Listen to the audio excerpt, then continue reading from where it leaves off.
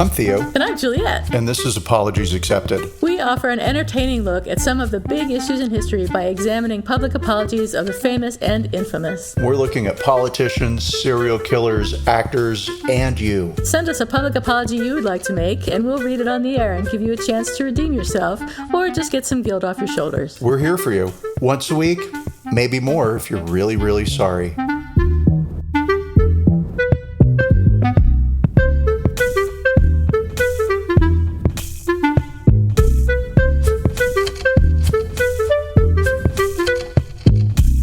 Hi, everybody. This is Apologies Accepted. The podcast. And I am not Theo. And I am not Juliet. And we're talking about Ellie Kemper today. Hooray! But before we get into that stuff, Theo, how the heck have you been? I have been great, as usual. How can you not be great? Trump is no longer president. The pandemic in the U.S. is kind of mostly over. I went to a birthday dinner Friday night, and it was with some people that I know. I like them, but I don't know them very well, right? Yep. And it's that level of familiarity where you shouldn't discuss politics, right? You don't tell very off-color jokes. They're nice people and they're fun, but I don't know how far I can run before I offend somebody, right? And, it sort of got really quiet, and I was like, who here is so surprised by how great a job President Biden is doing? And hands went up. That's how quiet it was, because hands went up. People were like, me. Yeah. And then we had a great conversation about politics and who our favorite, I was going to say runners were. Wouldn't that be great if the primaries were really just a literal race? A marathon. Who wins the marathon? Right. Instead of a verbal Hunger Games, right? Who can say the snarkiest thing? It's actual physical Hunger Games. But yeah, and then moving. So packing, staging still. And my life is, will it fit in a cardboard box? Great. Wow. That sounds exciting. Yeah. I have nothing to report. I'm going to Long Beach next week, Long Beach, California, for a week. Just to hang out. It's kind of a weird place to go to kind of hang out, but there's a beach there. How dare you? That's my hometown. It's not super expensive to go spend a week near the beach, and so I'm familiar with it already, so I'm comfortable going there and hanging out, and I think everything will be just fine. Can I just tell you, I'm laughing so hard because that is the most Long Beach thing anybody could say about Long Beach. A town I love, right? It's like, I'm familiar with it, so I'm comfortable. I know people aren't really going to be chasing me down the street with knives. And if they do, I know I can run faster than those bitches, so I'm good. I didn't mean it that way, though. I meant it more like, I know Long Beach, so I'm comfortable going there and hanging out for a week. I don't mean it that Long Beach isn't the scary place that everyone probably thinks it is from all the rap songs, although part of it is. But I won't be going to that part. Part of it's great, and part of it's quite urban. Yes, it's a big city. It's a big city, but I'll be in the small town area of Long Beach, which is probably to say the white suburban area of Long Beach. Yeah, I don't know. Maybe I'm wrong. You correct me. It's I'll be in Belmont Heights. Oh yeah, you're in the white suburban. I was thinking you were going to be on Ocean Boulevard, and have like sort of an ocean view, and I was going to be like, that's good city, but yeah. But you'll be fine. I'll be three blocks from the beach, so I guess that's still sort of Belmont Heights, but we'll see. The beach is nicer that stretch.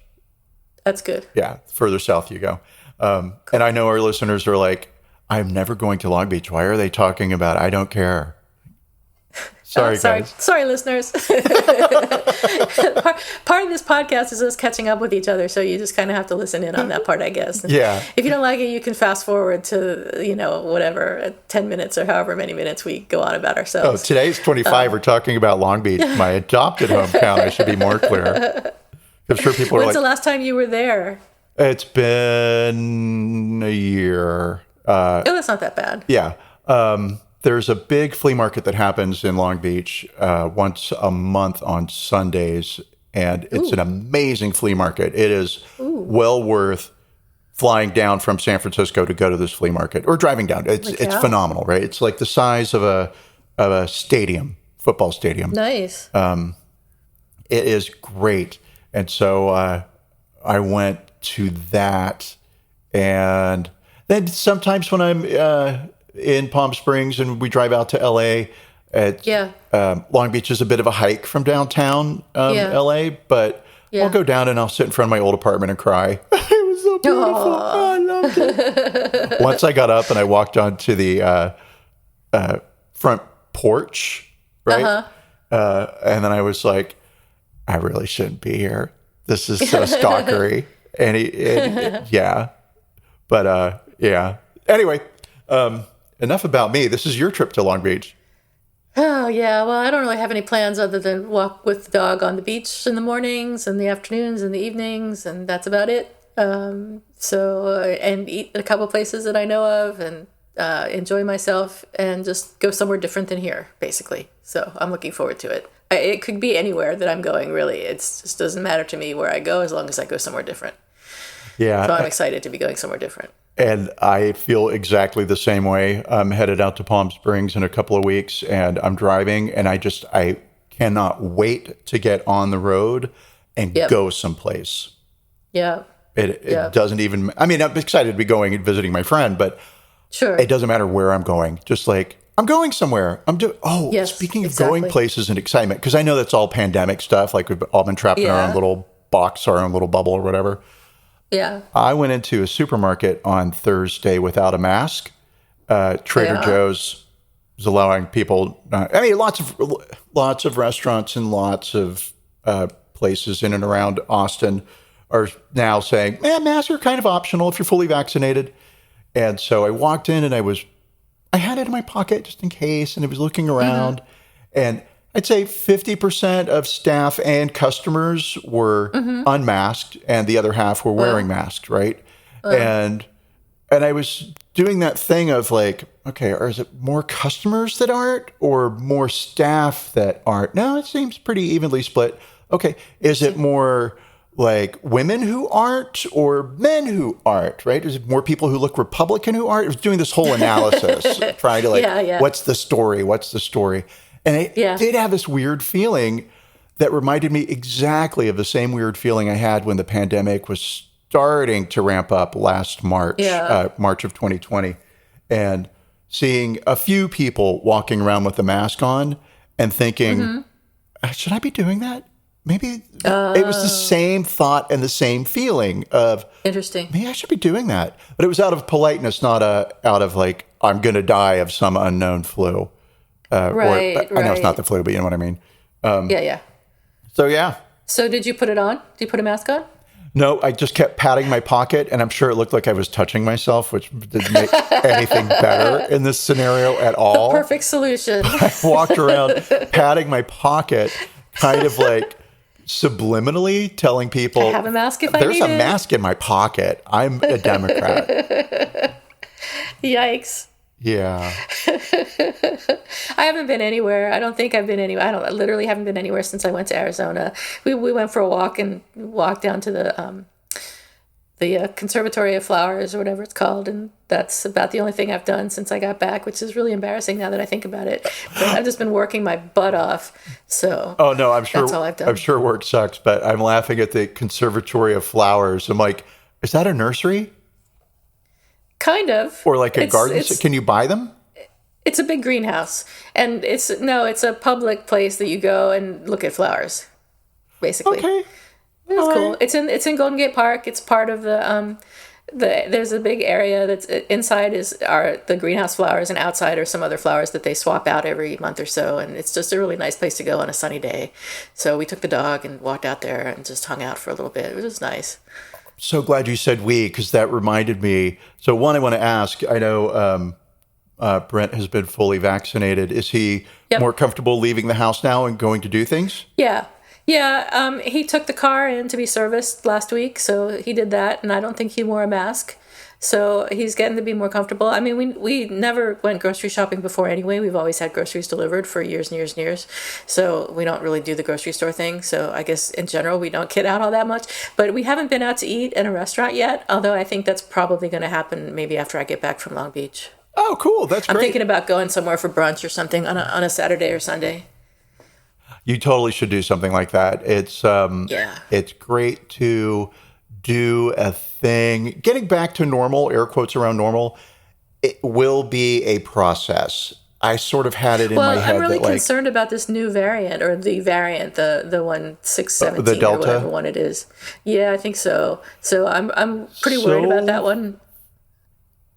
So far, the numbers seem to be that the vaccines are holding up against them, but that if you are vaccinated and you do become infected, I hate to say that because it sounds like I'm talking about some zombie movie thing now, right? You get infected, but the severity is greatly lessened.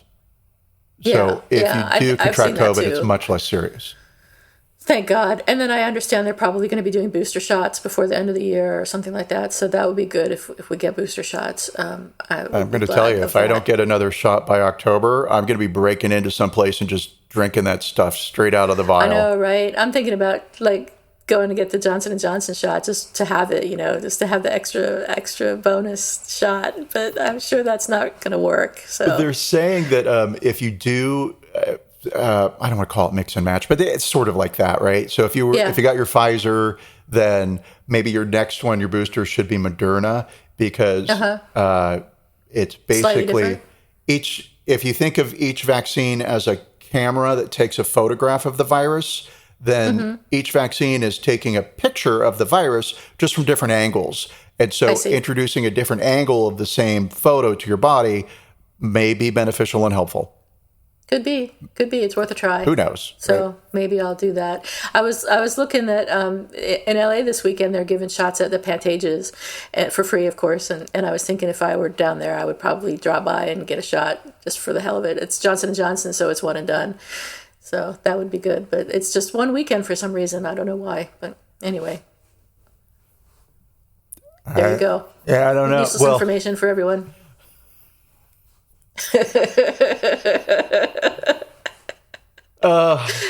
This world. God, this world. Like, which doorway did we randomly open and walk through without paying attention to land in 2020, 2021, right? I know. It's a crazy time. It's scary. Just all the way around. Everything is scary. I'm much less scared in general than I was like this time last year. Holy moly. Are you? Oh, Jesus. Yeah. Last year, I was like, I don't know. The world might end. I mean, there was the Black Death in the 1300s. Like, yikes. Maybe. Well, we'll keep our fingers crossed that doesn't happen. So far, so good. And if it does, we've all discovered that you can just get drunk every night and you can stay home. Oh, that reminds me of a joke. So it was, having survived the 2020 pandemic, I now understand why all the paintings in the Renaissance show fat people laying on couches naked. Because the Black Death and I've sort of, I'm going to have to find that joke because it was funnier than what I just said. But I mean, that was the joke, though. Right? Yeah. It was correlate Black Death to the coronavirus, fat, naked couch. Boom. Yeah. I certainly gained some corona weight, and I'm trying to lose it now. I've lost like 10 pounds in the last week or two, and it's hell. I do not recommend to anyone that you ever lose weight. I'm only doing it because I have a problem with myself, and no amount of therapy will fix it. So I don't recommend weight loss. You're perfect. And so the fact that you have a problem with yourself just means you are more perfect than... Because I'm relatable now. It's a perfect trait to have. So on that note, let's talk about... people who have problems. People who have real problems. So we're talking about Ellie Kemper today, and if you are on Twitter, you know why. she was involved in an organization as a young person called the Veiled Prophet Association or Veiled Prophet Organization, which came about in about the 1870s, I think 1878. In the 1870s, according to Tim O'Neill at the St. Louis Post-Dispatch, it was a time of deep trouble in working-class neighborhoods. There was a Wall Street financial panic that caused people to lose jobs, and their wages went down to like this ridiculous amount of money. There was an example of like $1 a day or something, which is nothing even at the time. $1 a day in current money or $1 a day in their money? Well, I guess it doesn't matter either way. It was either way. It was nothing. It was very, very small amount of money, and there was therefore a big general strike, which is possibly the largest general strike in the history of the U.S. And the high point of the strike was on July 25th in 1877, when workers marched through downtown St. Louis singing I can never say this word, Marseillaise, which is the anthem of the French Revolution. Oh, yeah. Sing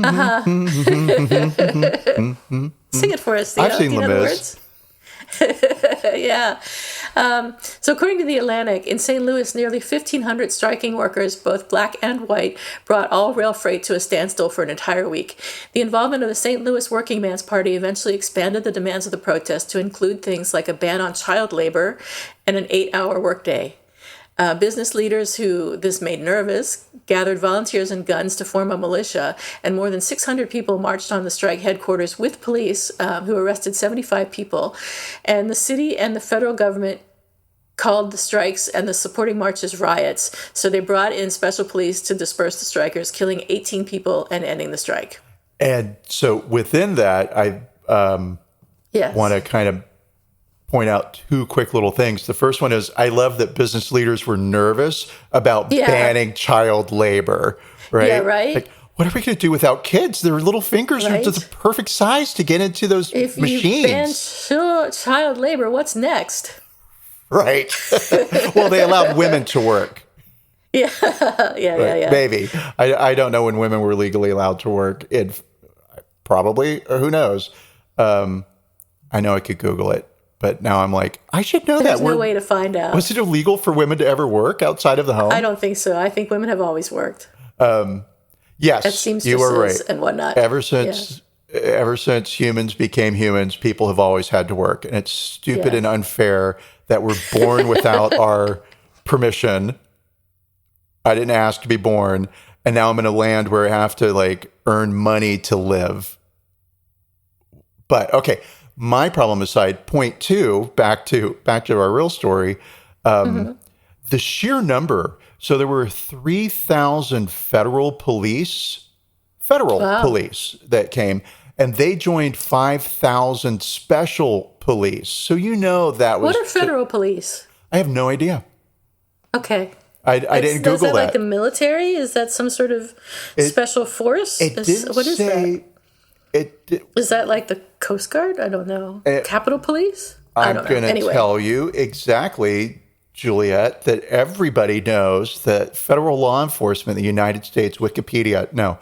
The FBI? Yeah, I haven't a clue. Okay. But they specifically call them federal police. Yeah. And then joined secret police. And the secret police, I know what that is. That was some cop in St. Louis just deputizing groups of people randomly, right? Yeah. And okay, you're a cop now, do what you need, right? So you had 8,000 police officers. 5,000 of them were special secret police, right? But wow, 8,000 police officers.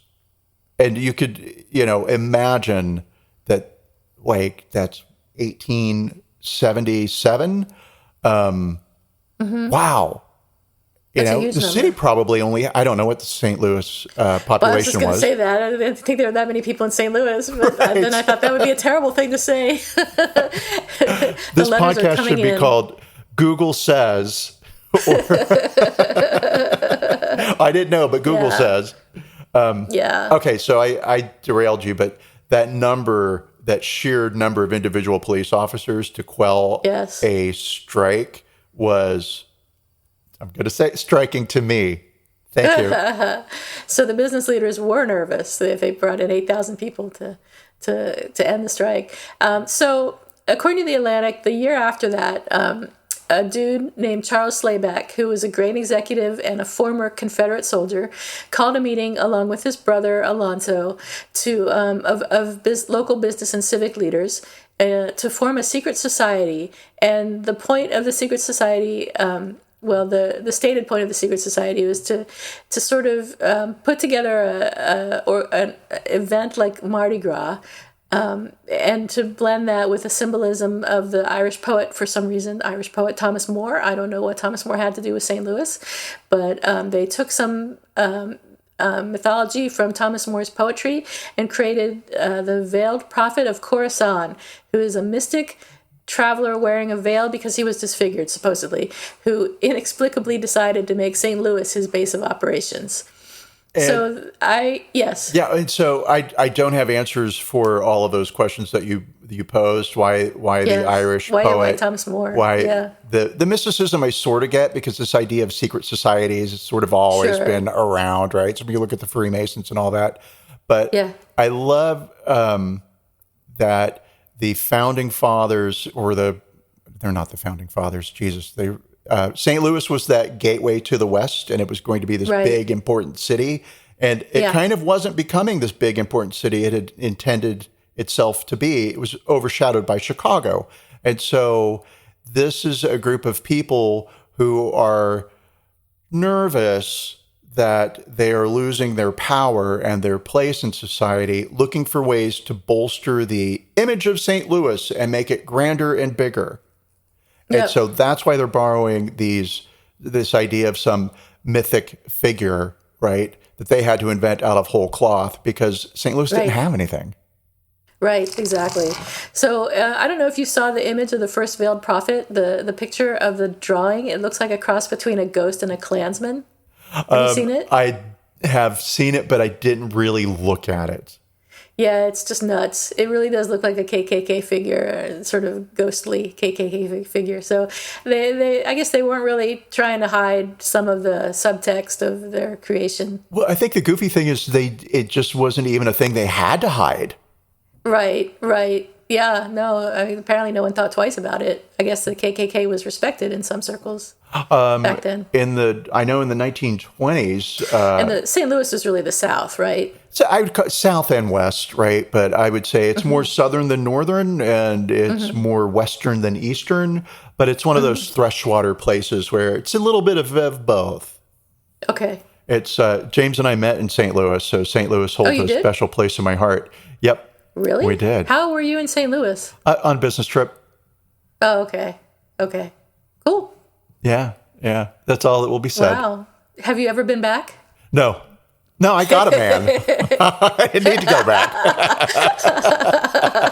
So that's where the gay men go to get their boyfriends and their husbands, is St. Louis. I didn't know that. It's any city you go to, when you get a man, you don't have to go back to that city.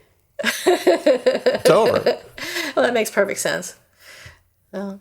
So the Veiled Prophet organization created a ball and a parade that, like Theo said, was intended to rival anything in Chicago, and also intended to revive the agricultural and mechanical fair that the city had been having, but that wasn't doing so well. And also to counter the labor unrest that had happened the previous year. So according to The Atlantic, one of the subtextual purposes of the ball and the parade was to reinforce the values of the elite on the working class of the city. And the first veiled prophet was actually the St. Louis police commissioner. So the... surprise, the guy who probably deputized 5,000 secret police. People. Right.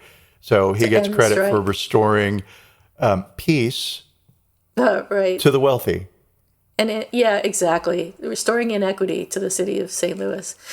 And the Veiled Prophet organization's debutante balls still feature the Veiled Prophet, and he's protected by what they call Bengal lancers who wear costumes and darken their skin.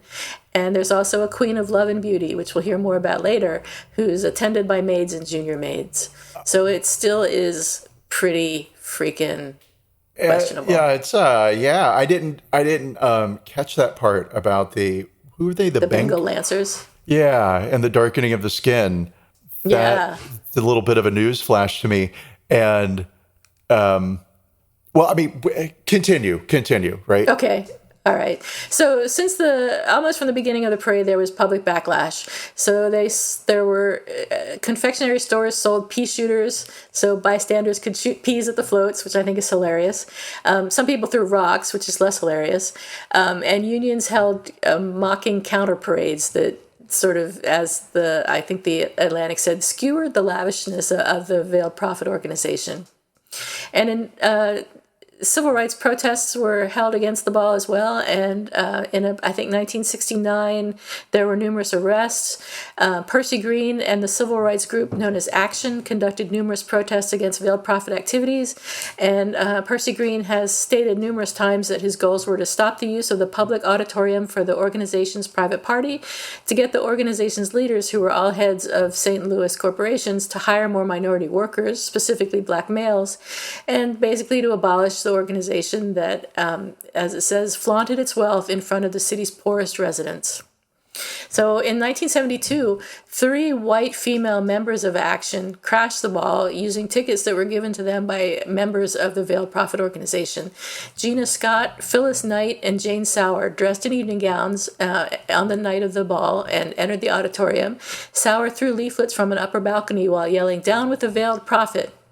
So while she was diverting attention, Gina Scott slid down an electrical cable towards the stage. Unfortunately, the cable snapped and dropped her about 50 feet onto the stage. And she broke 3 ribs and blacked out, but then convinced the guards that swarmed around her that she had fallen from the balcony. So they escorted her to the back of the stage, but she diverted a security person's attention and ran up behind the Veiled Prophet's guards, the Bengal Lancers, and was able to get close enough to yank the mask off the Veiled Prophet. And the Veiled Prophet was, surprise, surprise, Monsanto Company Executive Vice President Tom K. Smith. Surprise! He's a rich white guy. A rich white guy with business links to St. Louis business St. Louis, yeah. Society, yeah. But Gina Scott's car was bombed a few months later, and her apartment was repeatedly vandalized. So the powerful people were not pleased by the unmasking of Mr. Smith. Then this ball still happens. Which is so weird to me, right? Because so when I found some of these details about the bombing, I was like, oh yeah, gosh. I hear bombing and I hear racial anything, and I immediately start thinking about Birmingham, right? Sure. And what happened there, and okay, sure, those bombings happened because Black people were getting out of their place, right? And here we have, and I'm making an assumption here that. Was her first name? Oh, Gina. Gina Scott's white, right? Oh, yeah, she's white, yeah. And here we have a woman who's just ripped a cloth mask off of somebody. Right. And her car needs to be bombed. Bomb her car, right. Well, it's all symbolic. Well, yeah. Well, I mean, it's all symbolic, and it's also all life-threatening too, right? And I am equating this with the Birmingham bombings, but I mean, that was a very different level of horrible. And the Birmingham bombings, I think, were done by poor working class people. I think the racial tensions in Birmingham weren't class divides, whereas it seems like these tensions in St. Louis really are more about class divides. And so the idea that the wealthy elite put a Gucci bomb in her car, not to make a joke, but to make a joke. I mean, yeah, it could have been the police supporting the wealthy elite. I mean, it could have been anyone. Yeah, but I mean, it's just this idea of like protecting the, okay. As we get into it, white supremacy is more about holding on to resources, power, than it is about skin color. Okay. Yeah. Yeah, so this ball, the whatever it's called, the Veiled Prophet Ball, still happens on the Friday before Christmas every year. It's attended by thousands of people, and it's continued to be protested by civil rights organizations, including Black Lives Matter and Missourians Organized for Reform and Empowerment. The parade, however, changed its date to a 4th of July party and changed its name to Fair St. Louis in the 1990s. So now it's just a party with food, fireworks, and concerts. That bills itself as America's biggest birthday party. And it's kind of is that like, what it's, wow. Well, that's how they bill themselves, right? And it's like, wow. I don't know, guys. Well, I think the Statue of Liberty might have something that might be bigger, but... But imagine that. I mean, this sort of white supremacist-based party being America's birthday party. Well, hi. Not very subtle, if you think about it. But it's also that thing of they don't feel the need to be subtle, right? They don't even see, I don't want to say the problem, but, the problem. Anyway, there's just so much here. Yeah, and to counter that, there was a 2021 statement that came out from the Veiled Prophet organization saying that the organization was dedicated to civil progress, economic contributions, and charitable causes in St. Louis, and said, our organization believes in and promotes inclusion, diversity, and equality for this region. We absolutely reject racism and have never partnered or associated with any organization that harbors these beliefs. Starting in 1979, when we allowed Black people to join our organization for the first time. Right. I mean, and maybe Jews. we didn't partner or associate with any organization that harbors these beliefs, but we kind of are. We don't mind aligning with them. These beliefs. We are one ourselves. So that's all I have about the Veiled Prophet Ball, except to say that I actually know someone who was a queen of love and beauty. No, stop. I found out while going through the list in Wikipedia of all the queens of love and beauty, I saw a name that I knew, and she was a woman that I can't say too much about for various reasons, but because she's powerful and rich, and she'll crush you under her heels. No, you're not going to say. I can't say. No, but her family was super powerful and super rich. She's not, because she's sort of distanced herself from all of that. But she's a feminist leader. Oh, all right. Well, then I'm going to say good for her. Yeah, sort of. But I can't really say so. But it's interesting that I know somebody who has had this role, just because I don't know that many debutantes. I mean, I know one other one. My friend from North Carolina was a debutante, and then this person was apparently the queen of love and beauty, which, my goodness. But she's now much more dedicated to civil rights than she was when she was 19 years old. Well, now she's truly a queen of love and beauty. That's right. Absolutely. So, speaking of queens of love and beauty, Ellie Kemper. Okay. I was like, what's coming next? Ellie Kemper is a successful comedian and writer. She played a role in The Office, which I never saw, and also held the starring role in Unbreakable Kimmy Schmidt, which I really liked, the show. She was born in 1980 in Missouri to a super rich family. Her father was chairman and CEO of a bank holding company founded by the family, and the art museum at Washington University in St. Louis is the Kemper Art Museum, named after her great-great-grandmother, I think. Ellie Kemper herself went to Princeton and also spent a year at Oxford. And in 1999... Color me impressed. Totally. I did not know that. I mean, I knew that, but I didn't know that before I did my research. Right. In 1999, when she was 19 and at Princeton, she was presented as a debutante at the Veiled Prophet Ball, and she was named the Veiled Prophet Queen of Love and Beauty. In June of this year, which is now this month, just last week, I think, her participation in this event caused some backlash on Twitter, with users not only pointing out the Veiled Prophet Ball's racist and elitist background, but some people claiming that she was a KKK beauty queen, which is not true. The Veiled Prophet organization did not have ties to the KKK, and Ellie Kemper did not participate in any beauty pageants with the KKK or associated with the KKK. So that much is untrue. But I remember reading the various posts on Twitter as it happened. And I remember wondering when Ellie Kemper was going to speak out. So she didn't speak out right away, which I thought was interesting. She probably consulted with her PR people. So just jumping in here really quickly to say that I was wondering if this was some sort of a PR move on her part, just being quiet. But it seems like she was really just waiting for it all to blow over. That, the internet jumps on a thing and it's a thing for a while and then let it disappear. Yep. And then this is all explained in her apology, which I'm excited to talk about, because I'll say that, like, among my friends, week to week, I might mention, oh, this week we're doing this subject, or, do you have any thoughts about this subject? And people are usually like, oh, are you still doing your podcast? Really? You subscribe. But this subject was the one that elicited the deepest actual conversations. Really? And people raised points that just never even occurred to me as I was doing this, right? I wouldn't have expected people to have heard about it. I won't say that people were like very familiar with the Ellie Kemper thing, but more once I told them what it was, then they were like, "Oh, okay, sure." And then they would share something in their own life, right? Or then they had thoughts about things. So, great. So I have a lot of anecdotal gossip that my friends. Yay, I love gossip. Yeah, me too. It's awesome. Hence this podcast.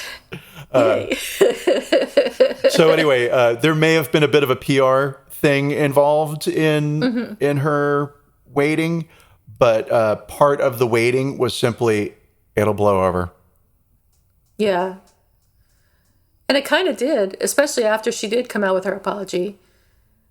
So I think it calmed down a little bit, and then I think people were waiting for her to say something, and then for a while I thought maybe she wasn't going to respond at all, and then she did respond. Right. And I will say I had some uncharitable thoughts about Ellie Kemper as this was unrolling, right? So when the issue was raised, and I was like, oh, really? Oh, I liked that show, and I liked her, but I quit watching that show after about season 2, right? Yeah. Maybe midway through season 3. I just kind of fell off of it. And then I was like, this scandal, where is it coming from? Why are we hearing this happened in 1999, right? That's so long ago that people who were born then have grandchildren. Yeah, sure. Right? Probably, if the math holds up. They might. One of them does. Yeah. Right? And so, what's up? And then I was like, when Kimmy Schmidt first came out, everybody was talking about it. It was one of those original shows on Netflix that was like, this is what's making Netflix so great. This is where Netflix is different. It's not just a video service. It's like a production company, right? Amazing. And season 2, same thing. And then I just didn't hear anything more about it, season 3, season 4. So I was like, I wonder if somebody's just coughed this up to get Kimmy Schmidt into the news, injected into the cultural dialogue to raise it up again, right? Like, well, it's not on anymore, though. Well, season 4 came out, like last year? No, I think it was, wait, I have it somewhere. Because I thought season 4 sort of, I'll say just came out. And when I say just, I mean like within the last 6 months or whatever. I thought I had it somewhere, but I can't find it now. See, and the fact that we don't know means it's entirely unimportant and irrelevant. But, but it also just goes to show how far that show has fallen off the radar. Like, South Park is still on the air, but remember when you couldn't go anywhere without seeing a Cartman doll? Yeah. Right? And or The Simpsons, right? And so I thought, maybe her PR department just kind of like planned this little story and was let's bring Ellie Kemper back into the limelight. Yeah. And give her an opportunity to make a really nice apology. Well, more, let's bring her into the I was going to call it lamplight. That's not it. The lamplight. Limelight. I'm stuck in the 1870s still with all of it. And so this all springs from a 2014 article in The Atlantic, right? And in The Atlantic, that original article was just about the VP fair and how weird it is and how it's got these associations with KKK imagery, not the actual KKK organization itself, right? But maybe once upon a time their values lined up, and maybe once upon a time the two members were members of one were members of the other. Maybe, probably, right? Who knows? And then it just kind of seems that, like, somehow on Twitter, it just kind of came up. And so who brought it up on Twitter? And what I was hoping to get to was some sort of an account that looked like a fake account that I could say, like, this is clearly a PR agency, right? Posting this and trying to make it go viral so the story gets picked up. So there's some Kimmy Schmidt news or whatever, or some Ellie Kemper news. And maybe she's got an album coming out. Maybe she's got a new movie. I don't know, right? Right, maybe she wrote a book, yeah. Yeah, maybe there's something that she needs to be back in the news for. And we'll find out in the future. But so the best I could get to, and I don't know that this is actually the tweet, right? But there was a tweet that was put out on May 31st of 2021 where a Twitter user tweeted, "So was no one going to tell me Ellie Kemper was crowned a KKK queen in 1999? And then there's a photo from the St. Louis Dispatch, right? Yeah. And then a guy that I follow named Rex Chapman on Twitter responded with like a, what? Right? Now, Rex Chapman has 1.1 million followers. And so my guess is, and this is just me connecting the dots that I found, right? Right. That this, and the user account feels like a genuine user account. It's not somebody who's tweeting only Warner Brothers products, right? Or only Netflix shows, right? And so this seems like a genuine example of the mob just going crazy and getting it wrong, right? Sure. And so this got picked up, and as those of us who were following Twitter noticed, all of a sudden Ellie Kemper is this KKK queen? What? And she's from a rich family? What? Yeah. And surprise. who knew, right? There's a museum named after her grandmother. Yeah. Right. I mean, that's money. Right. Right. I just go into museums and touch the exhibits. To have one named after me would be an honor that I dream not of, that I'm undeserving of. So yeah. And so then it starts to kind of stack up like, okay, she's rich, she's white, she's entitled, she's from the South.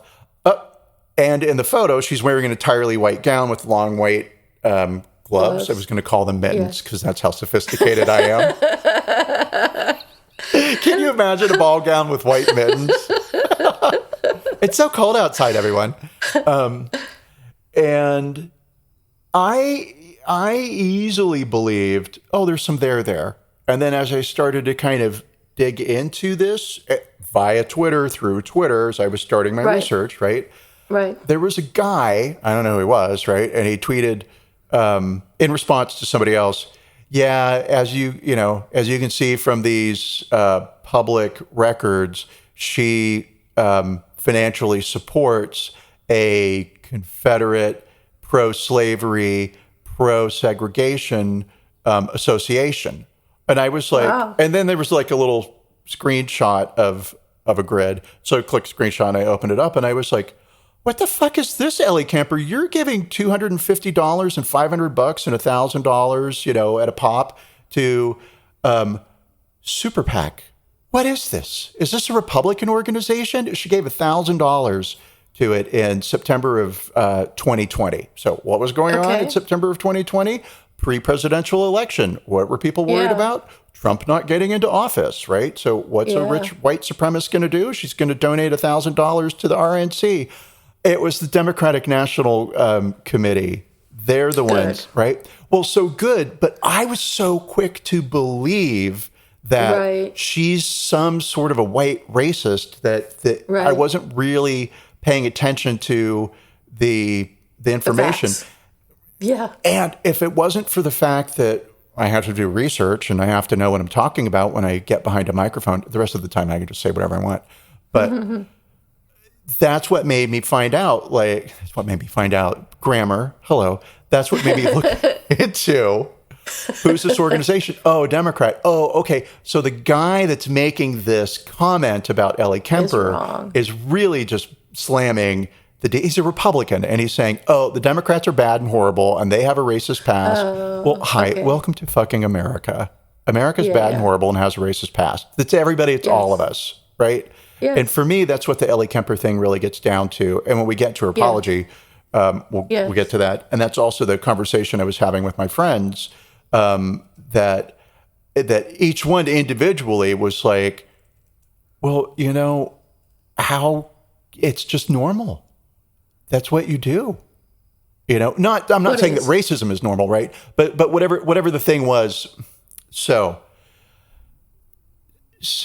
Ellie Kemper grows up wealthy in a family that's connected to St. Louis society. Going to a debutante ball is normal. Going to a debutante ball is just the thing that you do. There was not even a thought in her head, about. I mean, I don't know what she was thinking. Maybe she was like, I hope no black people are there, but I don't think that's what she was thinking.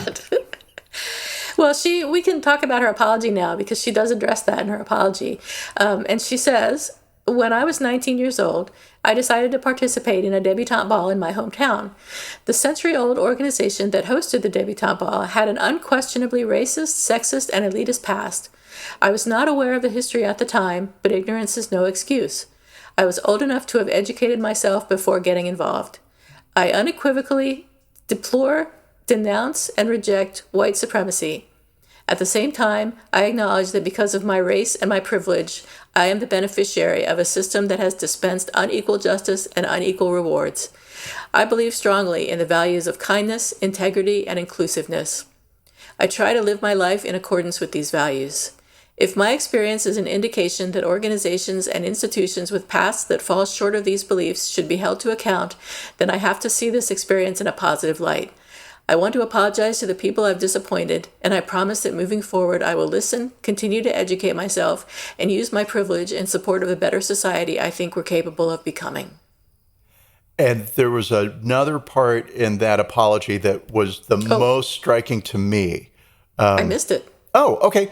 So this was what really resonated, right? Of course, we'll look at the apology and discuss like how well crafted it is, because this is a gorgeous, beautiful apology to me.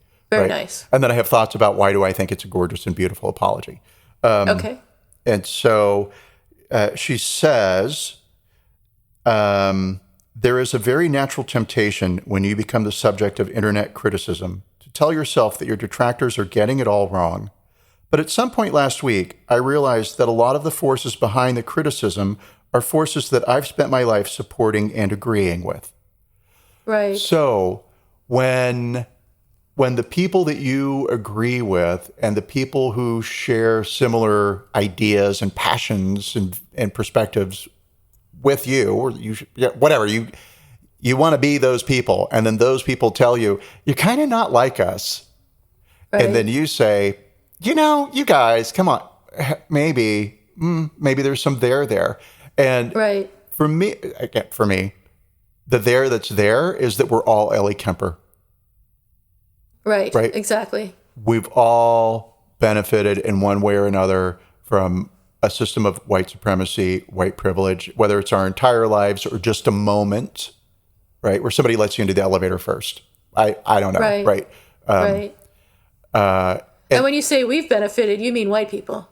Yeah, absolutely. White people. And then I did try.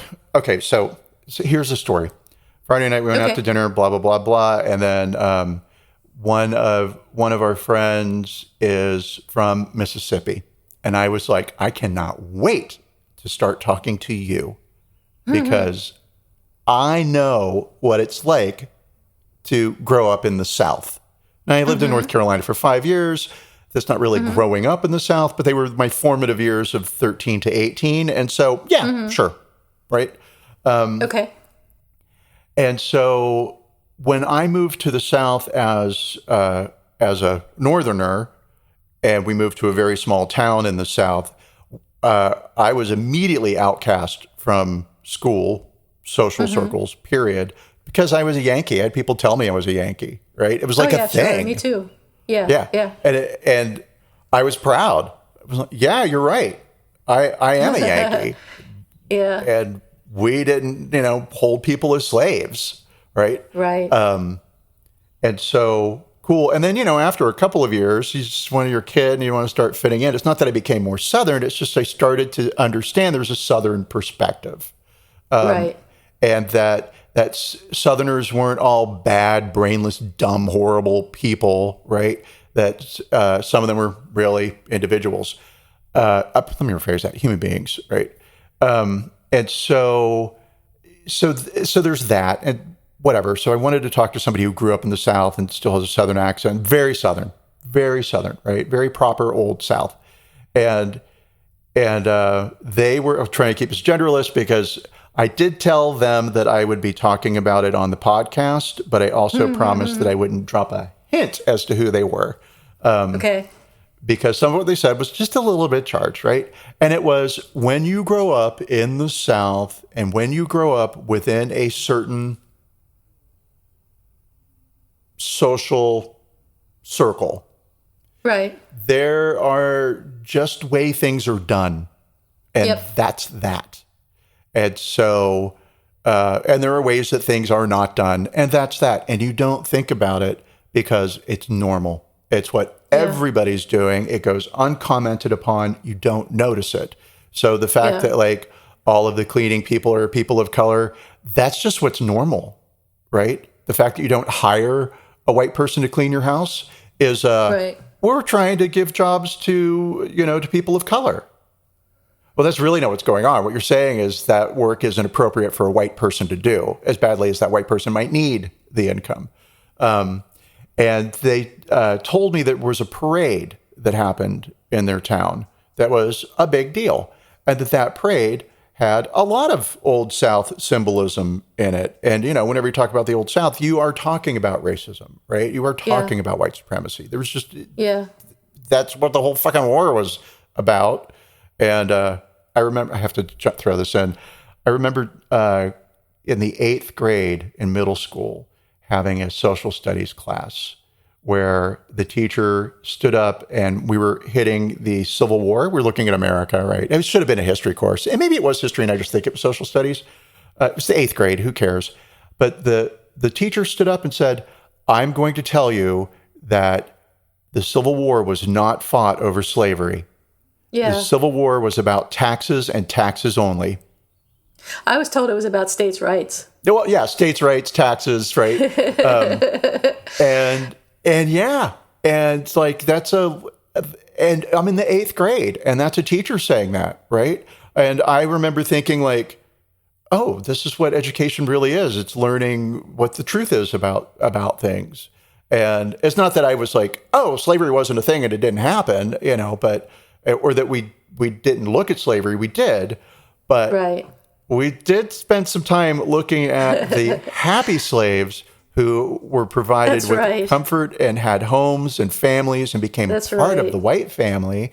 And, were well taken care of and provided for, because do you, chop off the foot of your hunting horse? No. Right. Exactly. Do you burn your house down? No.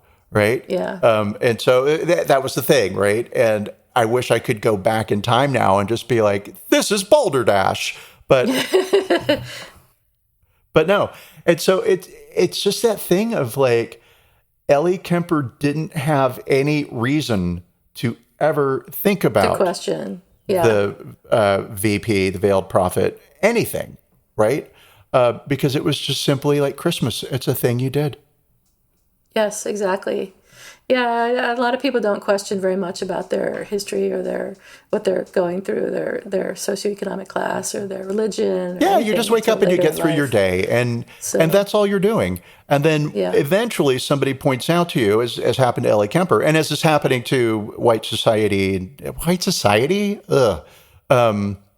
white people, sure. Maybe in general, is we're we're continuously finding out. I mean, we sort of thought like with Black Lives Matter that like, oh, okay, we get it and we're there and we support you. And yes, and white supremacy is bad and we're racist and this is bad and we're sorry and we're going to do better. And now we're discovering, oh shit, all these things that we do. Like, and so I was trying to think of like, what event have I participated in that was inadvertently, accidentally, I didn't know it was some form of racial blah, blah. And I couldn't think of any, but, you know, I keep coming back to like something like, not Christmas per se exactly, but like, you know, what thing have I unconsciously, or not unconsciously, because I've done many things unconsciously. Hey, Bourbon, I'm looking at you. Well, there is Thanksgiving. You are so smart. Yes, exactly. There is Thanksgiving. I was very focused on racism, white, black. Right. Hi. Or white supremacy in general as a subjugation of any other class of people who don't, you know, belong to our group. Right. And so one of the other people at the party on Friday has a child who's biracial. And they were telling me that they have moved to a fancy neighborhood on purpose so that their child could have access to the school, which is a great school and everybody wants to get into, right? And that their biracial child was told by other students at the school that the biracial child, again, sorry guys, I know this is weird and I'm saying a lot of things like, what? But I'm just trying to be respectful of people's privacy. And so being gender neutral and not saying any names at all. And so the kid was told that they were whitewashed. Oh. You're not really a person of color. You're whitewashed. Right?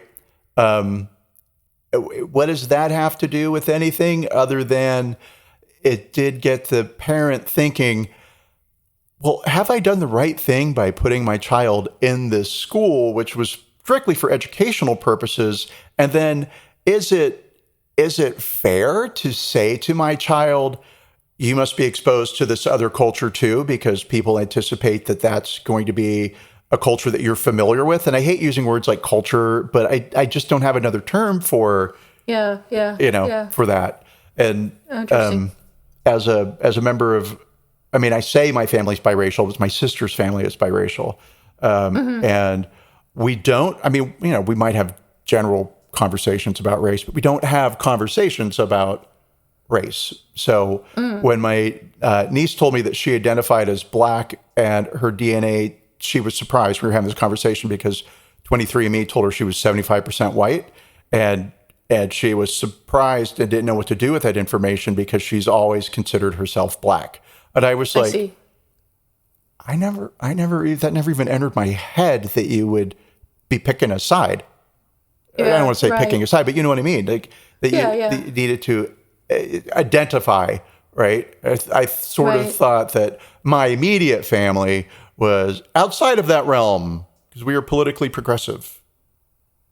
That's interesting. I never thought of that either. Yeah. And so what do we do with it? Can I bring that back to a point of Ellie Kemper? Watch me dance. No, but yes, I can, because there just are these things that we don't think about. We take for granted that, like your example of Thanksgiving, right? And my short-sightedness in keeping white supremacy is focused strictly on white and black and not even thinking about like, oh, it's even bigger than that, you know? Yeah. So what can we say except it's all the Queen's fault? It's all Ellie Kemper's fault, and she did handle I meant the apology Queen. very It's well. England's fault. The Queen. Yeah. Oh, the Queen. Sure. That's fine. But yeah, Ellie's apology was very good. I think it was very well done. It hits all of the high points of an apology. It talks about taking responsibility and what she's going to do moving forward. And there is an apology. It actually says she's sorry. The one thing that I would say about it that sort of jumped out at me was that it focused on the past history of the Veiled Prophet organization rather than acknowledging that it's sexist and elitist today. But that maybe that's a step she didn't feel ready to take. I don't know. She didn't criticize the organization in her apology, but she did. Well, she did say that it had a sexist, racist, and elitist past. But I think that it's more in the present. It continues to be. Well, her family knows some of the people that belong to that organization, and so she's not going to say that Uncle Charles is elitist and racist. He's racist, sexist, and elitist. Right. Yeah. So that's the only flaw I found with her apology. So it's probably time to rate the apology of Ellie Kemper. I was going to say Kimmy Schmidt. Kimmy Schmidt. I myself would give this apology a 9. I think there's that one flaw that I have, one problem I have with it, but otherwise I think it's a very good apology. It's well written, it's thorough, it's positive. What do you think, Theo? I also give it a 9. Wow. Yes, and I didn't see that fault in it that you pointed out. I was just like, this is such a great apology. And I read the apology to, dare I say, and yeah, I will. I can't say this. I read the apology to James, and he was like, yeah. Oh, that's not any good at all. And I was like, what do you mean? This is great. He was like, no, she shouldn't have to apologize at all. She wasn't doing anything that she knew was wrong, blah, blah, blah, blah. And then he had other things to say. And I was just really taken with, she shouldn't have apologized at all, right? And I'm like, I could see where people might, and plenty of people have said, hey, no apology was necessary. Ellie Kemper, you didn't do anything wrong. And then he also said at the end, right, he was like, please don't cancel her. And I was like, we're not going to. We have the power to cancel anybody. We are only canceling one person a month, right? Yeah, that's right. Got rid and of it's not Chrissy Ellie's Teigen, month. Right. Yeah. But anyway, so yeah, I gave it a 9, and then that didn't sit well with me because I kept coming back to, it's a gorgeous apology. It's beautiful. It feels sincere. She went to Princeton. So of course she knows. So of course she's going to be forgiven immediately. No, but I mean, of course she knows how to write an essay. Yeah, she's a writer. Yeah, right. Yeah, and I didn't know that she was a writer. So there's that aspect of it as well. And so whatever, I'm all yay. She's getting a 9 because this is real well. This is very well crafted and it feels sincere and it doesn't feel like it's coming out of a PR agency. Right. And then I thought, okay. I'm a white person giving another white person a 9 for apologizing for participating in a racial thing that they didn't know. Right. I'm all willing to be like, they didn't know, and they didn't know. And I'm quick to forgive her. Is that because I want and need the same forgiveness myself? And then what would a person of color say, feel, right? And then the fact that one person of color or two people of color say or feel something, does that even mean anything? Right? Because when does one person's opinion become the voice of an entire movement, right? And so it was a lot. I kept thinking like, well, I mean, she didn't do anything. She just went to a party and rating? Don't hate me because I'm beautiful and rich. Right. And maybe that's what some of it is. Boo on you for being rich. We thought you were a working class waitress who'd made your way up as through the ranks, but no. Right, but you're actually super rich and privileged. So I'd be very interested in hearing, and of course I did look on Twitter for voices of support from people of color, and they are there. Yeah, right. Yeah, Titus Burgess was one. One of them, right? But I kind of discounted him. Yeah, because they're friends. Yeah, I was absolutely ready to discount that because they're friends. Yeah. Right. Yeah. So did you end up giving the apology a different score than a 9?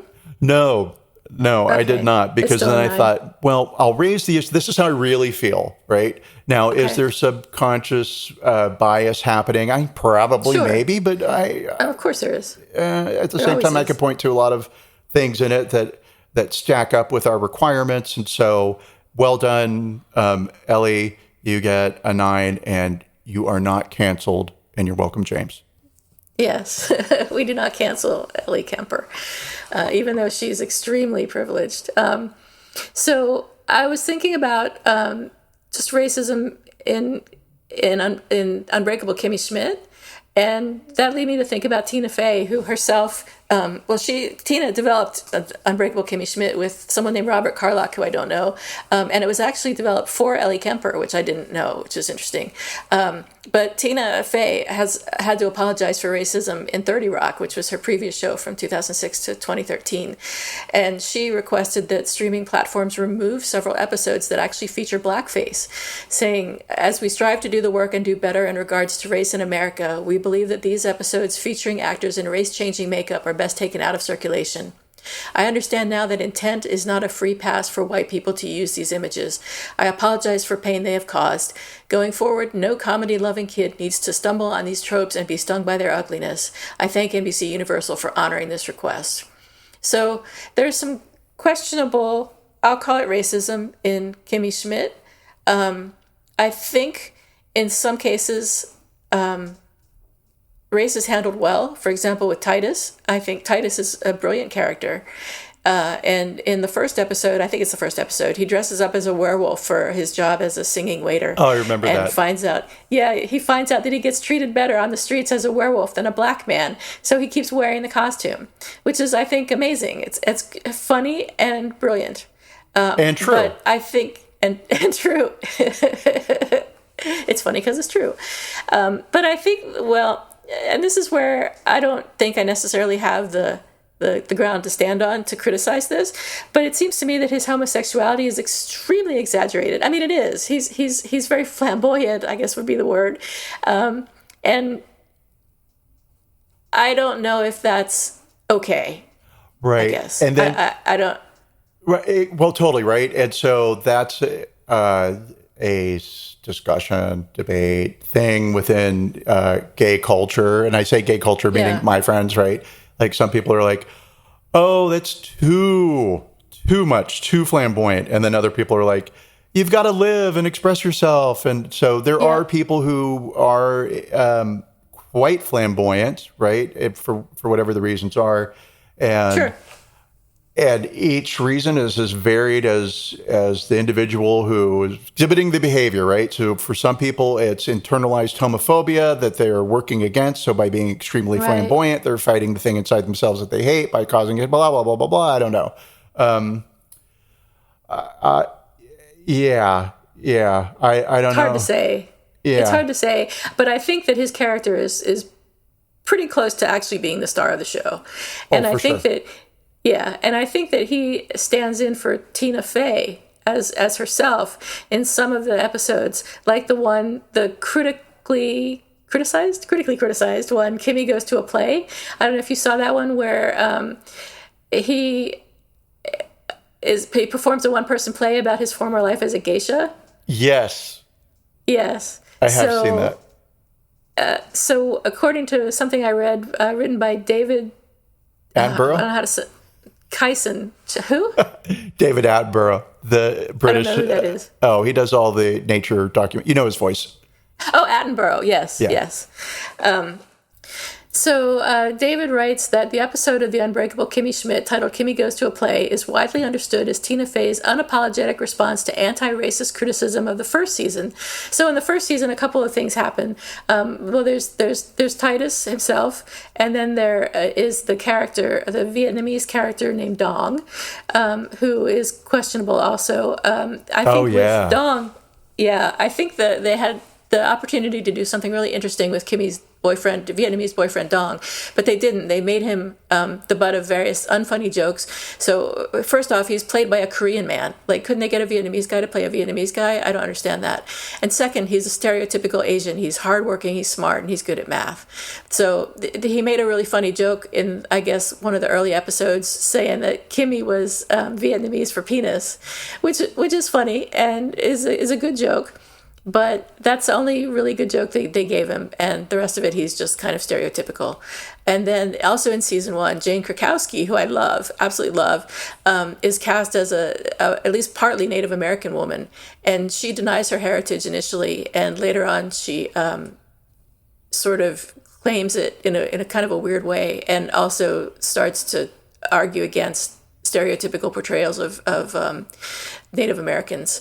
But her parents are, I think, questionable in that they're extremely stereotypically quote unquote Indian, and they're actually Indian Native American people playing the parents, which I think is a good thing. But the whole thing just confuses me. I don't know what take you have on that. It's been a long time since I've seen it, but I do remember feeling a bit uncomfortable, and it was very typical. See, I hate racism so much I can't even say that word, stereotypical. Yeah. But they were straight off the reservation, and I was like, okay, I mean, I'm not liking this. This is weird. It was a bit much. But, so the thing with, and so this is what I don't know, right? Because Tina Fey refuses to return my calls. Yeah. And I've asked her.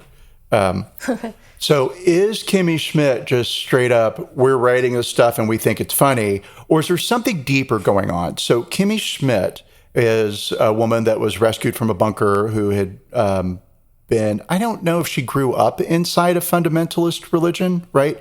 But whatever, she's from within Kimmy Schmidt, what you have is the trope of country bumpkin in the urban world, right? And in the urban world is better and smarter, and the joke is always on the country bumpkin, right? Except the country bumpkin has a heart of gold, and there are real values there that are worth knowing. And so are we really seeing the characters as they are, or are we seeing the characters through Kimmy Schmidt's characters' understanding of them? So somebody from a bunker, somebody from the country, The country? Yeah. Somebody from the country who's never met a gay person. If they met a gay person, what would jump out at them would be the gayness, right? Maybe. And so maybe what we're seeing as heightened, and I'm really doing some English major bullshitting here, like this would be my paper, you're reaching. right? Well, I could build this argument, right? Sure. I could find examples within the show if I went back where I could say, all of these characters exist because the name of the show is Kimmy Schmidt, right? Yeah.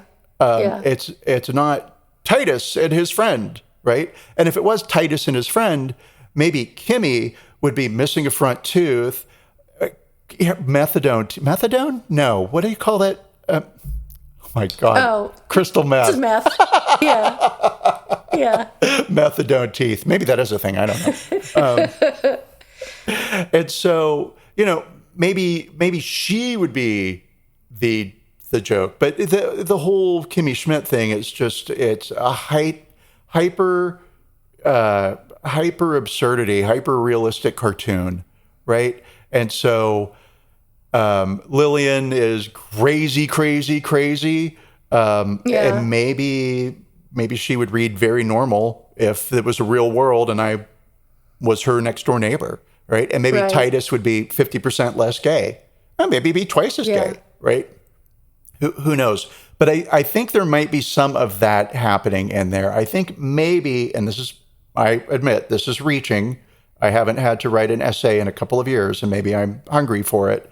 I think maybe Tina Fey is saying that we're all Kimmy Schmidt. And no, she's not saying that at all. I just want to use that line again. She might be. Well, I mean, see the power of my English major bullshit ability. That's my real superpower. So you're saying think there's something going on there. You think that she's taking these stereotypes and using them against themselves? Yeah.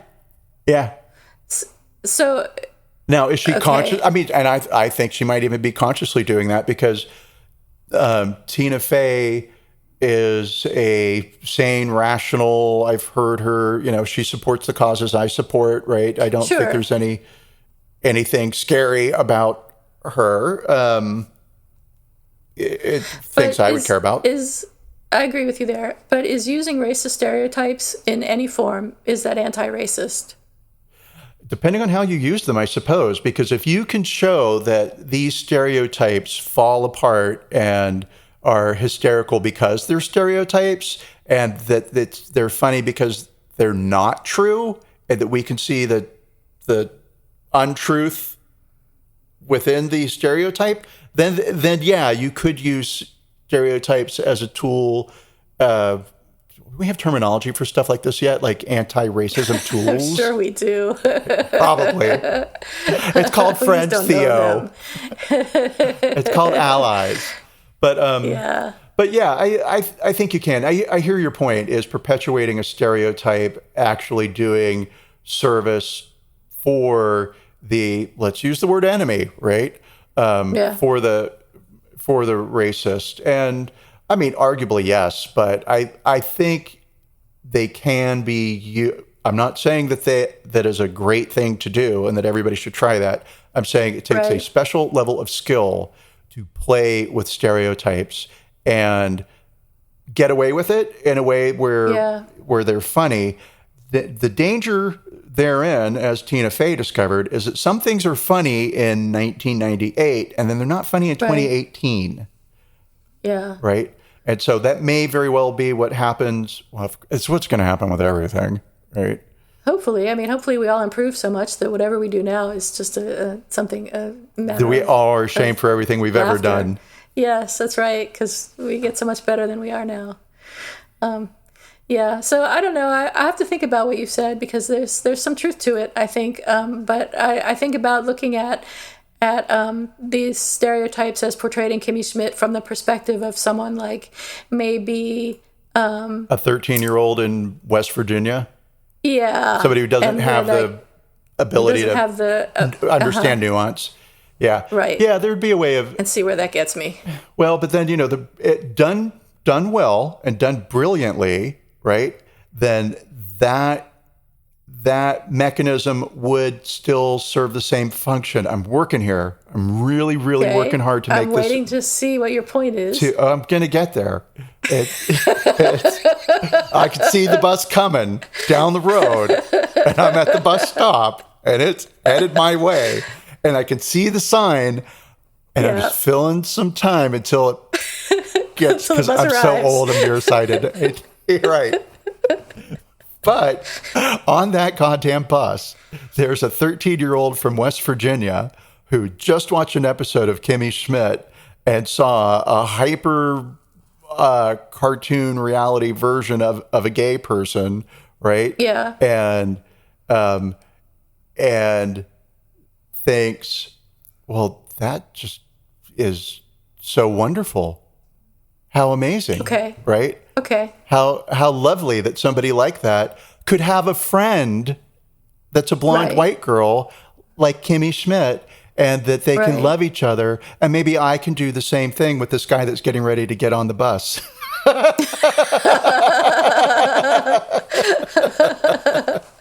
Thank you. That was me, 100%. Yeah, I'll say this, right? Sort of my big takeaway from all the Ellie Kemper stuff isn't that like, oh, we're all inadvertent racist, or that white supremacy is a thing, or, collectively, what can we do? I don't have those answers, and thankfully it's not my job to have them. It's just my job to be a good citizen and do what I can do, and vote the right way, blah blah blah blah blah, right? Bleeding heart liberal. I'm going to go outside and hug some trees later. But my big takeaway was Twitter stokes mob rule, and I was real quick to believe everything, and it's only because I went just because I scratched the surface that I was like, absolutely none of this is a thing. None of this is true. Yep. There is no outrage here. So I would like to read, I'll say in closing, but in closing, from the Cut section of New York Magazine. This was written on June 8th, 2021. It'll be referenced in our show notes. And so this is about the Ellie Kemper and the Ellie Kemper scandal, right? And so the story was that someone was mad at her, and Twitter's editorial team knew that amplifying those tweets would keep users clicking and scrolling. Orwellian dystopian analogies come pretty cheap these days, but instead of 2 minutes hate, it's a 24-hour buffet. Twitter points to people who have been declared fair game for punching, and the mob gleefully piles on. It's not just that these stories are born on the website and or the app. It's that Twitter actively nurtures them, promotes them, and throws their scapegoats to the wolves.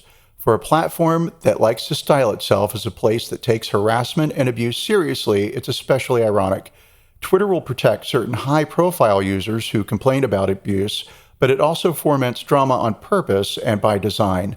Like the high school teacher who plays favorites with the cool kids and always happens to be looking the other way when some unpopular schlub is being tormented right under his nose. There's an oft-cited study about Twitter trends in which researchers found that negativity is the key to going viral, but the truth, which most users understand intuitively, is more nuanced.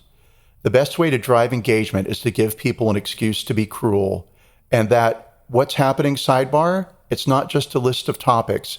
Sometimes it's a list of targets. And I'm going to say I absolutely agree with that perspective. And so this is something that, fortunately, there was no there, because if it had been a KKK ball, and Kimmy, Jesus Christ, Ellie Kemper. Ellie. See, Kimmy Schmidt is a more believable name to me than Ellie Kemper. Ellie Kemper just sounds fake. Yeah. My girlfriend, Ellie Kemper. Right. So I forgot what I was going to say because that Ellie Kemper name, again, is just so fake. But yeah, if there had been some there, and let's say that like her dad was in the KKK and she didn't know that it was the KKK and he took her to the father-daughter dance and she got there and same people she's always seen at barbecues and she had a nice dance and they got a photo and great, but it was the KKK and she didn't know. I mean, you're canceled. Yeah. That'd just be the end of everything, right? So fortunately, it was a less father-daughter KKK dance, which is a thing, I wonder. I'm sure it is. I mean, they have purity dances, so I guess. Yeah, Twitter is definitely dangerous, and the more I'm on Twitter, the less I feel like I should be on Twitter. Twitter is what needs to be canceled, and Facebook is what needs to be canceled, but the drag is that neither of those would be a problem if they didn't involve people. So people need to be canceled. Yeah, people are the problem. So we're canceling everyone. You have been canceled. Yay, we solved the problem again this week. Yeah. We're so awesome. Great. All right, well, thanks everybody. We're happy to do that service for you. Sorry that we canceled you. We'll be back next week, whether you're canceled or not. You're uncanceled. All right, bye. Bye.